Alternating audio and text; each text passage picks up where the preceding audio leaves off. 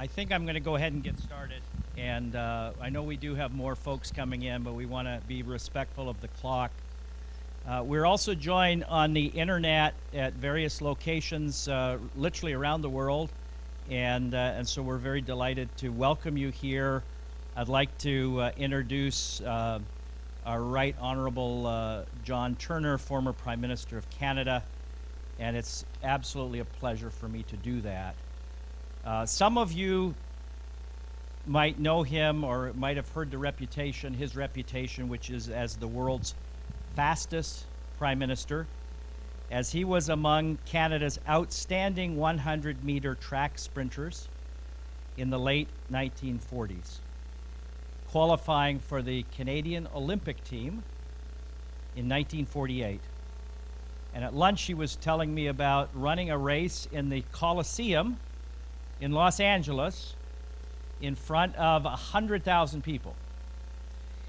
He was also a Rhodes Scholar, and he is absolutely representative of a living political history for Canadians.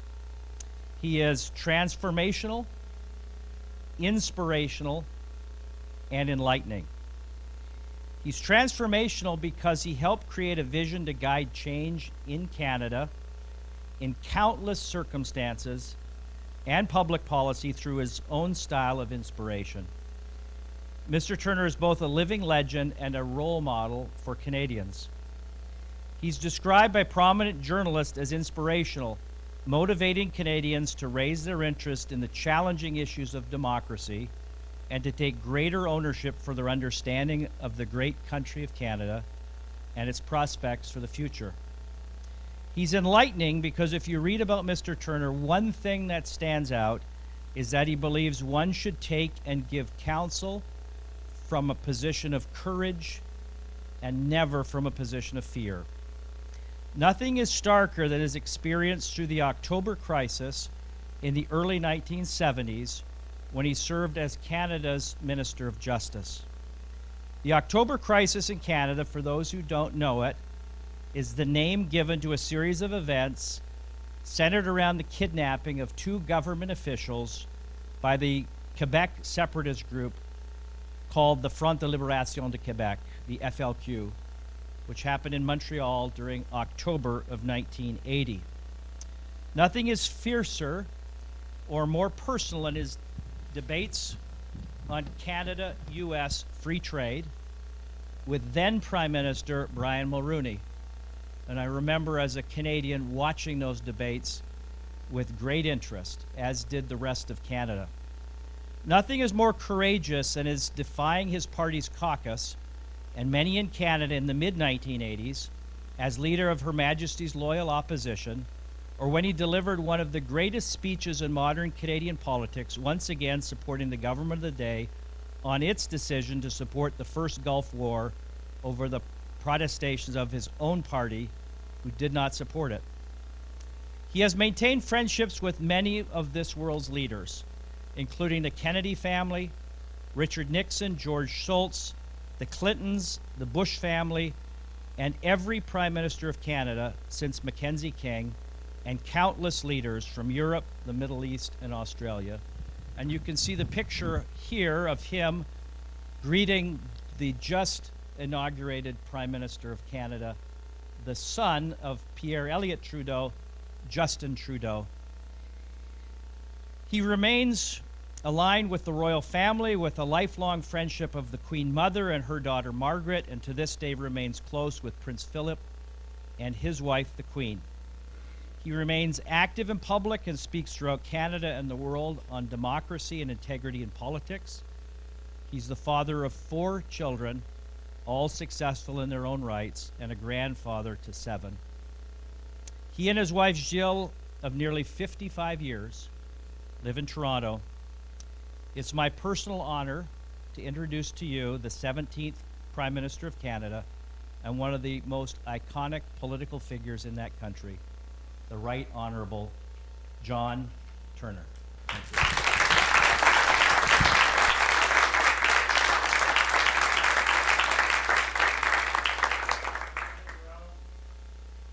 It's not my first time.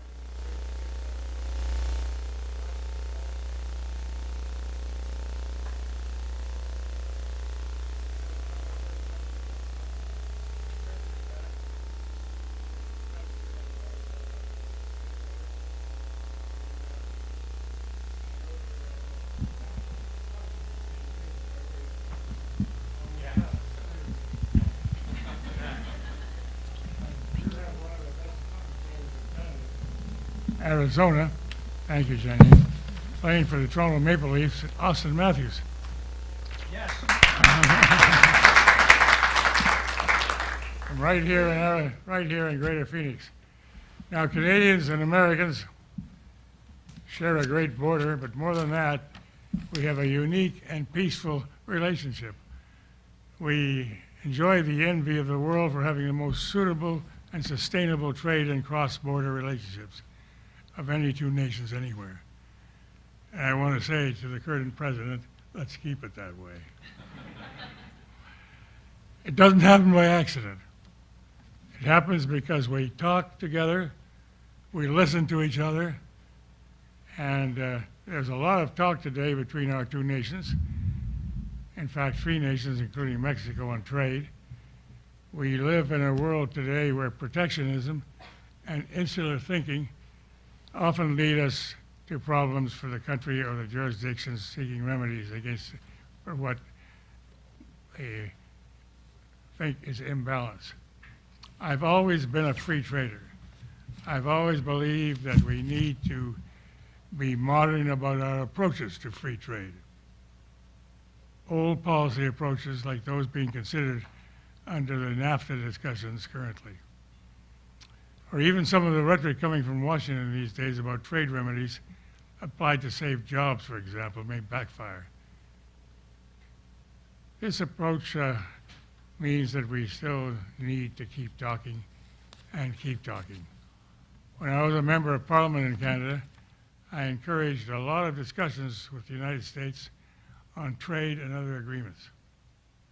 In the early part of the 1960s, I helped draft the Columbia River Treaty out on the West Coast, which I had close connections with British Columbia, and of course close friends then in the state of Oregon, the state of Washington, the state of Idaho. I drafted that agreement, which saw the signing to modernize water oversight between our two great nations. That treaty still works. And it worked because I was the only guy negotiating who had ever canoed the river.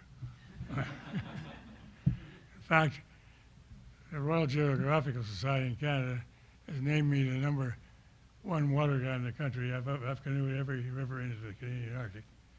On the 100th anniversary of the Boundary Waters Treaty between Canada and the United States, 2009, the treaty was 1909, I recognized on the bridge overlooking the Niagara Falls what the treaty had done to organize our mutual handling of water in North America.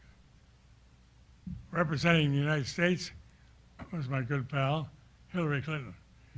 Hillary was then the United States Senator from the state of New York, and she represented the United States. Her opening words were, "I hate to admit this, but John was right. You Canadians have a better view of the falls than we do." That was Hillary, and she was great. And we're still in touch. In 1980s, when I was leader of our party, I encouraged comprehensive discussion between Canada and the United States on free trade. I'm proud to say that I fought the 1988 election in favor of free trade, but not a trade deal like what was proposed in the late 1980s. It was later became NAFTA, which was a better deal. In any event, I've been involved with trade and the Americans for all my political life.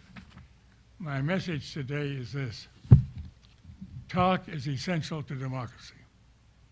It is a nation's forum.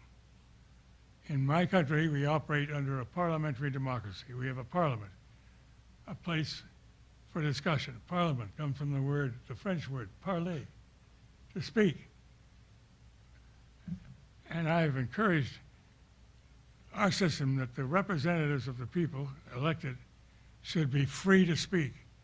They shouldn't be controlled by party or by leaders or by some type of bureaucratic bullshit. The point is that the talk must mean something. If talk becomes meaningless, then there's no debate. The Parliament, the legislature, the House of Commons, the Congress, these are places that have meaning, and we must all engage with our elected officials in a process that encourages better and more dynamic discussion on all the matters that mean something to every one of us. I mean that for our Parliament. I mean that for your Congress. And I've said the same words to the Congress of the United States on several occasions over the past 45 years. Social media has become a new factor. It's called a leadership cult. And we've got to worry that leaders tend to try to limit the freedom of speech of their followers, both here in the United States and in Canada. The television at the legislatures focus solely on question period and nothing else. There's limited coverage or no coverage on the debates, only what leaders say. The role of the representative in Congress or the member of Parliament in Ottawa in Parliament has become limited, and we've got to restore that freedom of speech and freedom of action. Recently, too, committees become more and more manipulated and controlled by the government. That's dysfunctional. Now, I've got a lot of examples that I'm not going to go through, but it's no secret that I have been a champion of getting young people involved in the political process. I don't care which party. I just want them to become involved. I've said that democracy doesn't work unless people become involved. And I go back to the great St. Augustine, the Archbishop of Carthage, year 396 AD, in Carthage, when he said, "To whom God has given some talent, let he or she give some back." St. Augustine's been my hero. He told me that if you're born with talent, you give some back, you get involved. Democracy does not happen by accident. You get off your butt, get off your ass, and you get involved in the process at the local level, the town level, the city level, the state level, provincial level, federal level, Get involved. Let your voice be heard. Choose the candidate you want. Even better, offer your candidacy yourself. Take the rest of the process, become part of the process. It's what shaped your country, what shaped our country. We've allowed it to dissolve into a passive lack of momentum today. So I say to the young people here in this great university, get involved when you graduate. Don't say it's somebody else's business. Don't say I've got a family. Don't say I got to work. Yes, we all do that, but get involved in what's happening in your neighborhood. I say again, give the elected members of a legislature in Congress or Parliament a greater share in the process. Take their views into greater consideration, into the drafting of legislation. Give them more power to scrutinize and criticize legislation before it reaches final draft. That will restore influence to the private member and by extension give them more confidence. Many and most votes must be treated like confidence votes, but in my opinion, it would bring enormous life back to the legislature in the United States and in Canada if elected members could occasionally follow their own or opinions regardless of their party stance. We have to restore that in the United States, restore it in Canada. It's a cross-border problem. Elected officials are the linchpin in our democracy. It goes back to the time of Magna Carta in England, the greatest document ever written about democracy. Get it out of your library and read it. Citizens chose their representatives through elections. Their representatives, once elected across England,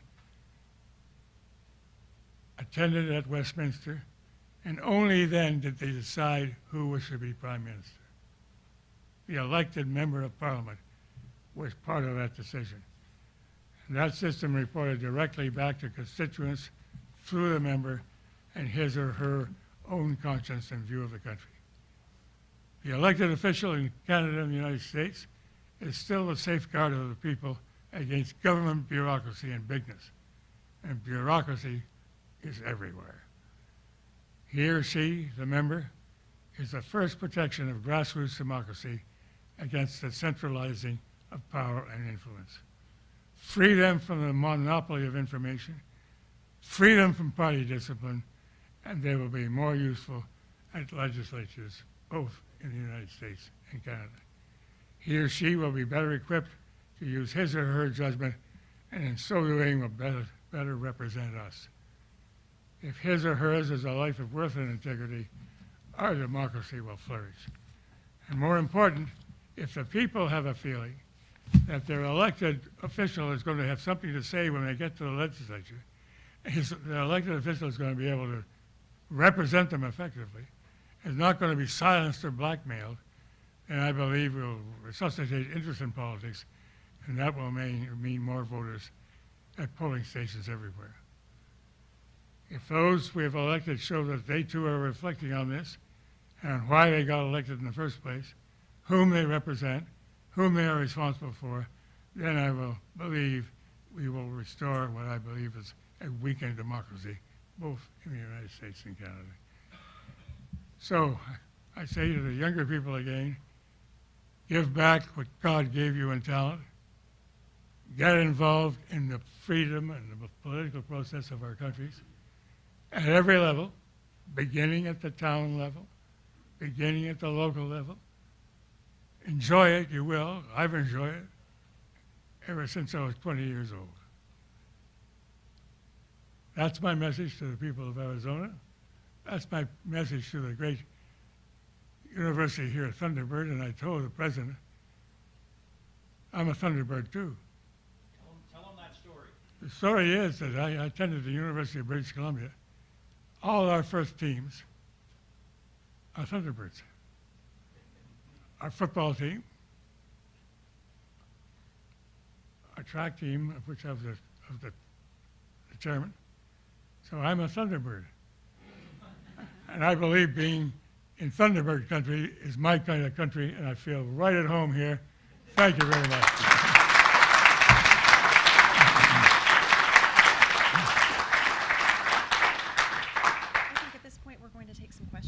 Sure. If you'd like.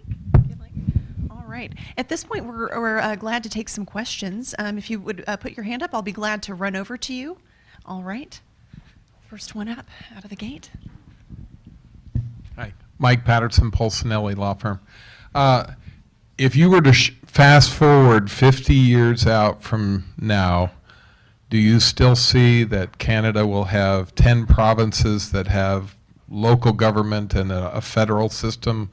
Will the U.S. have 50 states in a federal system? Will we be two separate countries? Will there be a radically different change coming?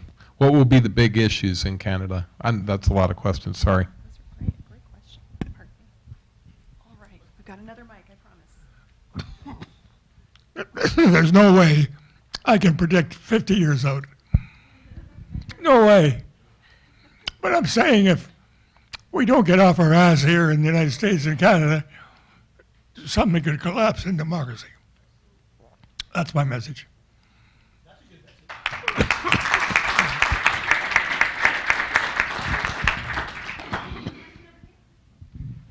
Hi, I'm Robert Krause. I teach international economics here at Thunderbird.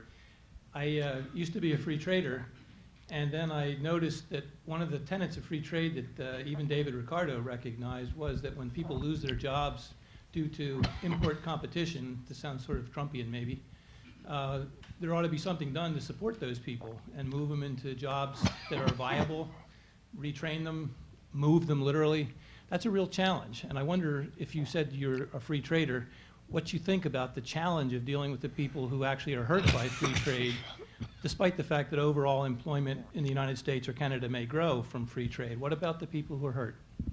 I believe governments should intervene to re-educate and replace them. I think government has a duty towards them. Okay.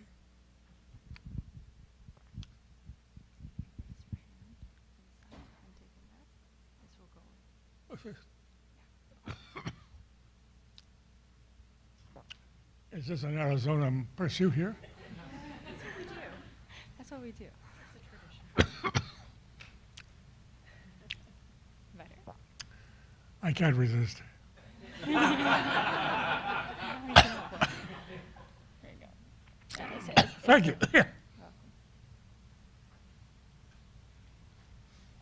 Yeah, I apologize for my coughing. Yes, sir. Hi, my name is Isaac Miller. I've been politically involved, and I'm currently involved with a political campaign. But before I ask you that related question, I just wanted to say I love Augustine's Confessions, and I love the writings of St. Augustine. So I really appreciated you mentioned that.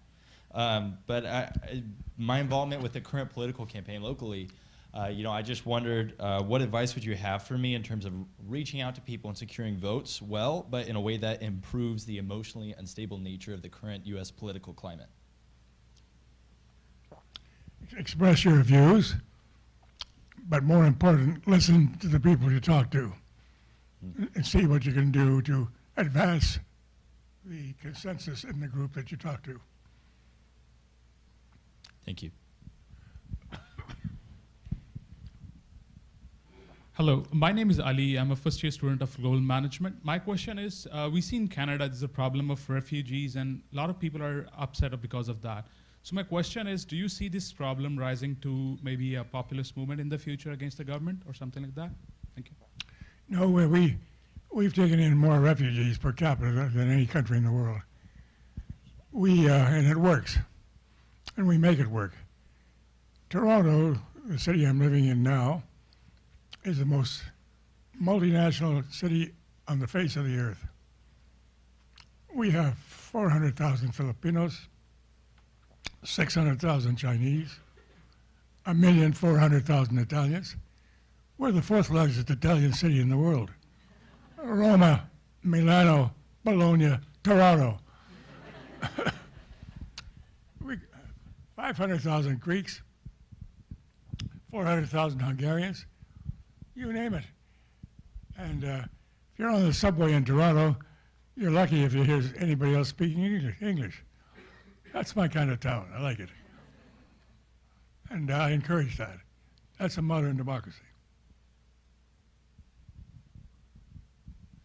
Good afternoon. My name is Hank Marshall with the City of Phoenix. First and foremost, thank you for being here. You do us a tremendous honor by being here.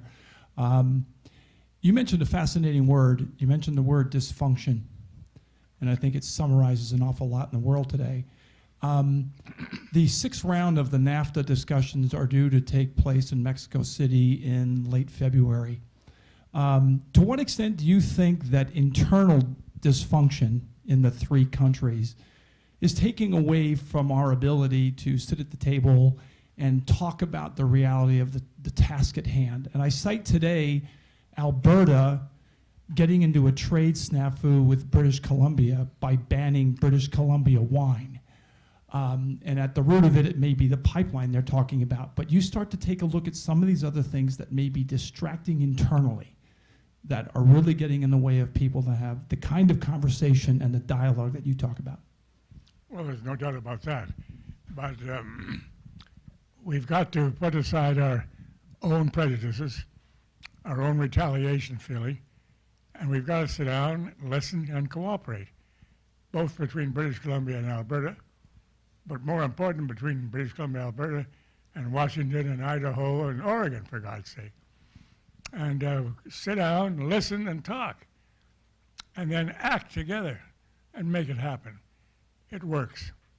We know it works, while dissension, disruption, and verbal abuse eventually are negative and destructive.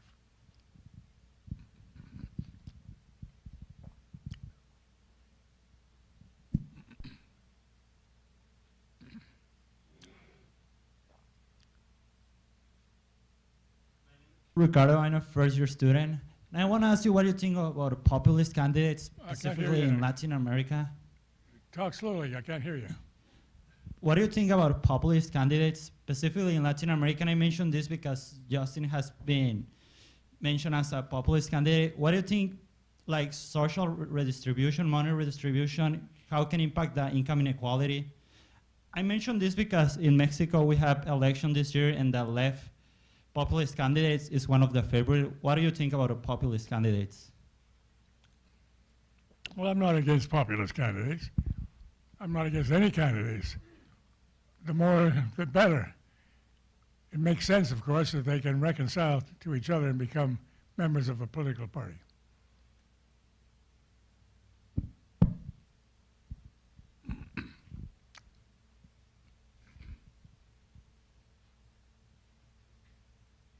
Mr. Turner, a question on your relationship with the Kennedy family. Specifically, Bobby Kennedy, when you met with him in Madison. Would you tell us some of that story? Well, I first met the Kennedys when I was a youngster, and they were youngsters, playing touch football at Hyannisport at their summer home off the coast of Massachusetts. I was at Jack Kennedy's inauguration.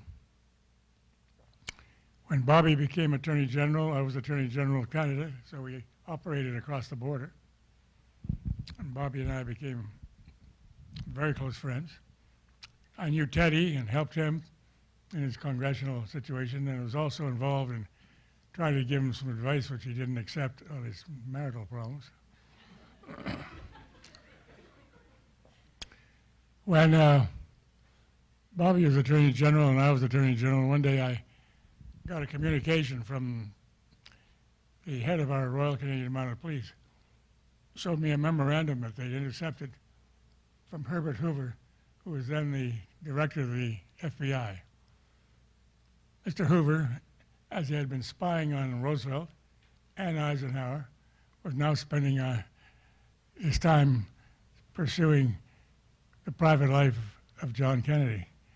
And this was a memorandum about Kennedy's relationship with Marilyn Monroe, the great movie actress. So I called Bobby, told him what I've just told you. I've received this memo. I said, you better tell Hoover to get the hell out of this thing. I got a call the next morning from Bobby saying, John, the President of the United States will remain eternally grateful to you.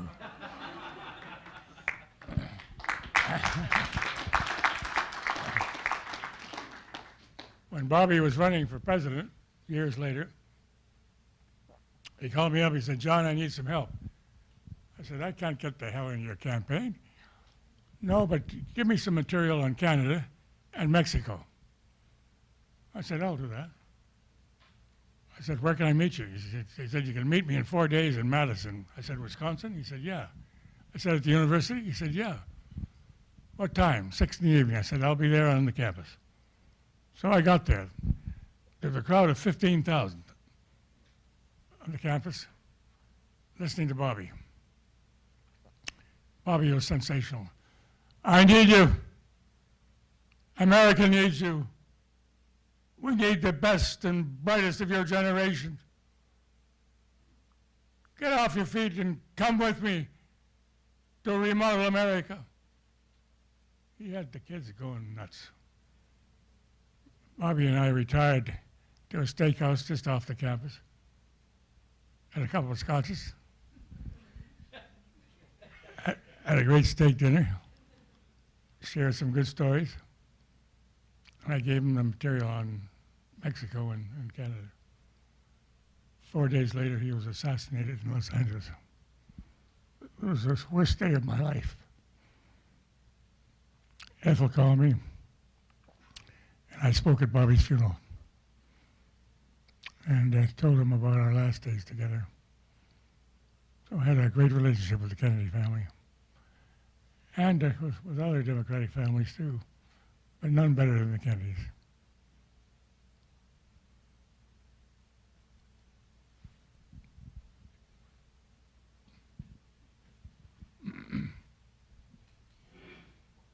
Hello, my name is Sherry Roberts. I'm with the undergraduate program here at Thunderbird, so we've got younger Thunderbirds coming up. I would just like you to respond to the rhetoric that goes on here in the United States about nationalized health care. Well, our nationalized health care has worked very well in Canada. It's not perfect. Anything left to bureaucrats is never perfect. You've got to make sure that the elected representatives have control and know what is happening, and we're trying to do our best. But one of the things I'm trying to improve is what happens to our older people when they travel abroad, like the million people from Canada who come to Arizona every winter. And we're setting up, Janine and myself and others, Mark Keeley, we're setting up a system, hopefully, to cover the 1 million Canadians in Arizona during the great season. And that is to make sure that our health system works across the border. We've got the support of the mayor here. We've got hopefully the support of the governor. Things are working well. And it's given me a great opportunity to come back here to Arizona.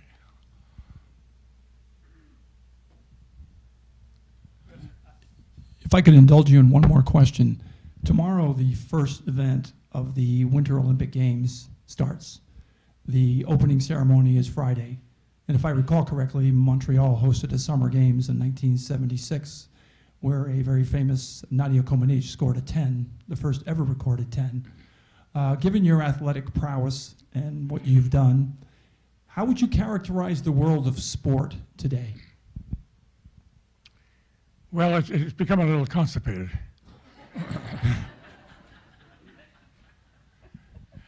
I think we've got to open the opportunities for athletes again and not make them subject to over-organization.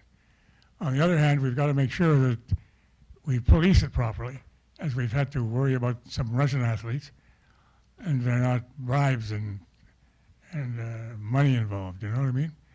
But I believe very much in open sport within the country and across country borders. And you've got an Arizonian as the greatest player on the Toronto Maple Leafs. I'd like to just take a moment to ask a question, and I reflect on these pictures that we have up here with you meeting the current Prime Minister Justin Trudeau, but in the middle a very memorable photo, I think it's from Maclean's magazine, with you and Justin's father, Pierre Elliott Trudeau.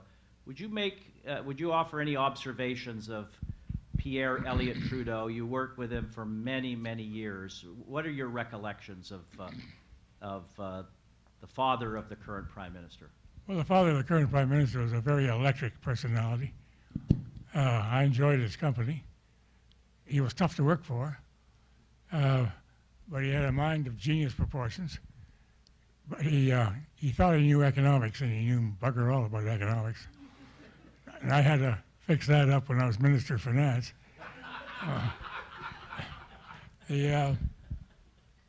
How I met Justin was one Christmas Eve, the Prime Minister called me. I was Minister of Justice at the time, Attorney General. I told you about my relationship with Bobby at the same time. The Prime Minister called me on Christmas Eve. He said, "John, are you going to midnight mass?" I said, "Prime Minister, of course I'm going to mass." He said, "Can Margaret and I join you?" I said, "You sure can." I told him to pick us up at 11:30. I said, "Tell your chauffeur we're going to Mount Carmel Church, he knows where it is." So the Prime Minister said, "We'll see you at 11:30. Then I picked up the phone and called Father Mahoney, the parish priest at Mount Carmel. "Why are you calling, John? You're not coming to Mass tonight?" "Father, cool. I'm coming to Mass tonight." "But why are you calling?" I said, "I'm bringing the Prime Minister." He said, "Oh,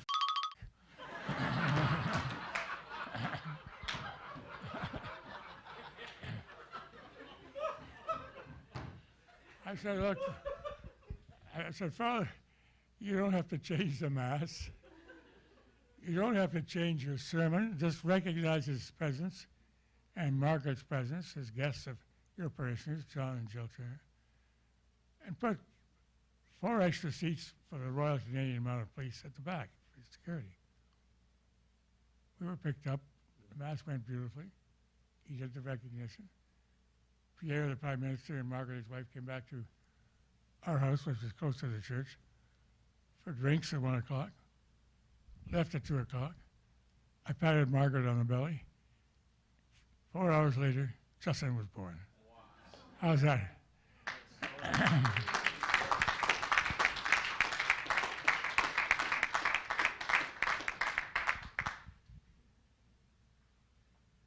get the last question in? You'll always put the last question. Well, listen, we want to thank you all for attending, and we want to thank Mr. Turner. This man I have known by reputation and by name my entire life. And so for me, it's an honor to host him here. I'd like to turn just a moment over to one of our students who would like to say a few words in gratitude. Thank you. Thank you.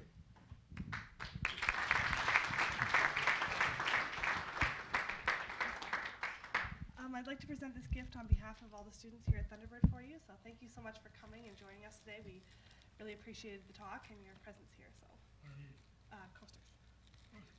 For the whiskey. Yes, there you go. Can enjoy that. I won't tell my wife you gave them to me. Thank you, Mr. Prime Minister.